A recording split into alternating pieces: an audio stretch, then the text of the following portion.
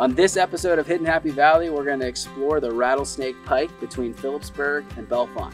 We're going to look for all the mile markers, talk about some of the local trails, take a sip from a natural spring, and maybe even find the remnants of the Rattlesnake Hotel.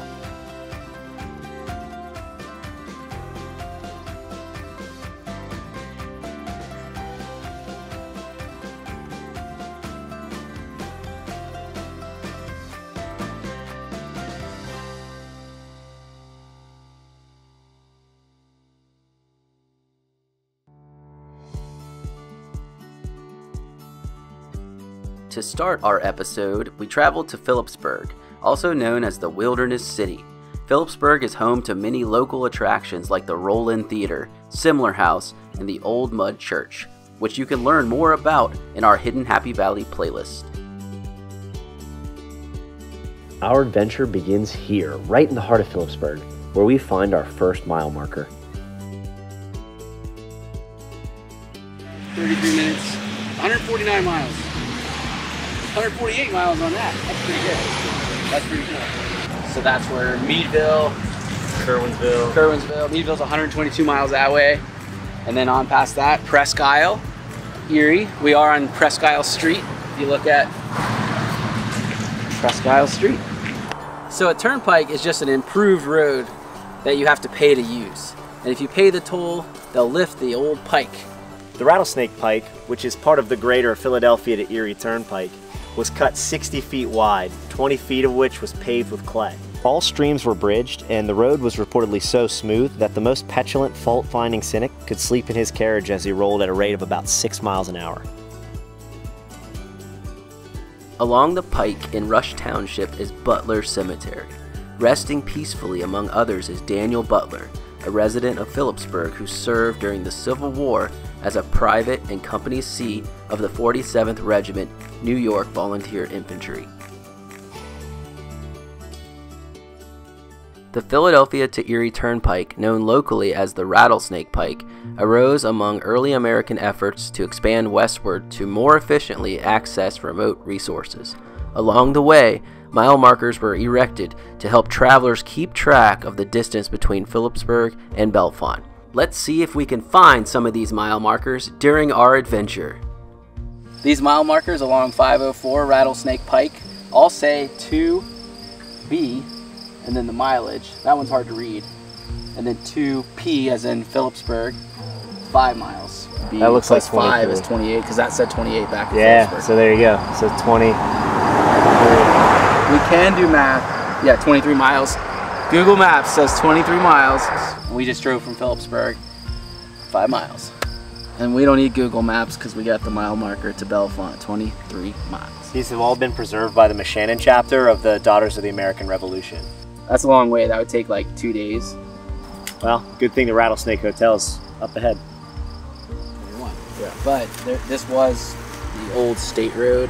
So maybe that's an older, this is older than So the road is probably older than 1821. Because they did say they used it, they needed to get out to Erie, especially for during the War of 1812, to get supplies out to Commodore Perry's fleet. This marker is also bringing in the impact of the Pennsylvania Canal. How when it reached Lock Haven and was extended to through the Bald Eagle Valley to Bellefonte, how it changed life, changed the way iron was shipped. Instead of by mule, it's going to be sent by canal, which is going to be much more efficient. 1828, balloons were made from pig iron, carried from Bald Eagle Valley by mule. So they carried them from Bald Eagle Valley. So it's probably made of like Curtin Village or Eagle Iron Works. Go check out the Hidden Happy Valley episode on Eagle Iron Works in Curtin Village for more information. How many miles away are we? I don't know, it seems like this mile marker is broken. We're lost. What do we do? To Philipsburg, 11 miles. So 11 miles that way. Let's see if we can find some more. Heading to Bellefonte.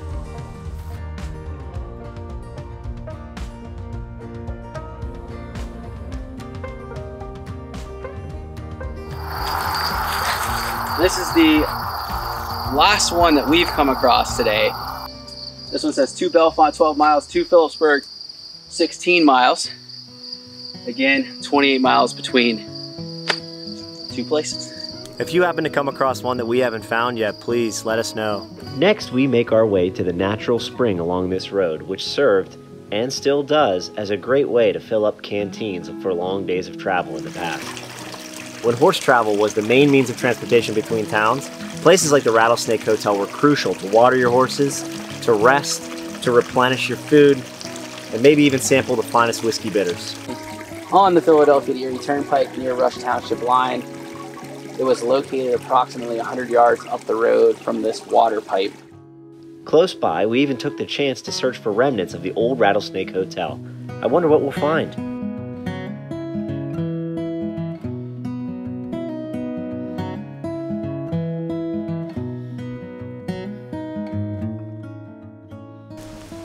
But yeah, like this is the corner of it. Yeah, 100%. It's not natural. It's huge, and it has an outhouse, and it has a well, and it has stables. Yeah.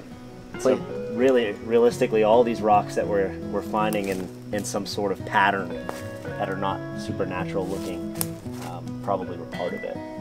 So Dustin and I made it, and we believe we found the rattlesnake.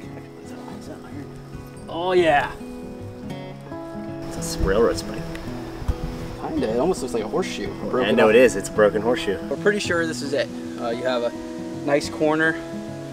I've heard locals talk about the foundation is still here, right off the road, right off of Rattlesnake Pike, and this could very well be the famous Rattlesnake Hotel foundation. So that makes us the most recent patrons of the Rattlesnake Tavern. I could use a refreshment. To join Local Historia on their next tour, go to localhistoria.com. The Allegheny Front is a series of mountains that divides 2 regions of Pennsylvania. Toward Bellefonte, toward the east are the ridge and valleys, and once you get into Philipsburg and that direction into western PA, it becomes the Allegheny Plateau. So in between that is the Allegheny Front. And Native Americans have been using trails across this barrier for centuries. People like the Seneca weave trails through here, and there's other Native American paths.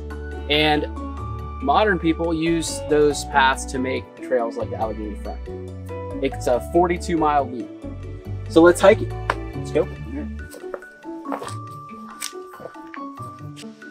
In the 1800s, during the logging boom, central Pennsylvania loggers like John Ardell Jr. of Bellefonte would purchase vast acres of forest and tear it all down. So everything you see here is all newer growth than the 1800s. By the late 1800s, it becomes so bad in this area, so barren, that Dr. Joseph Rothrock will refer to this as a Pennsylvania desert. That's right. And thankfully, the Civilian Conservation Corps, the CCC, that was one of President Roosevelt's New Deal programs, rescued these forests and these resources, state parks all across Pennsylvania and across the nation. Thanks, President Roosevelt. Lumber would be used in ironworks, it would be used in mills, it would be used to build towns. And so that resource was claimed throughout this entire area. 42 miles. Goodness. Heck of a loop. These are solid.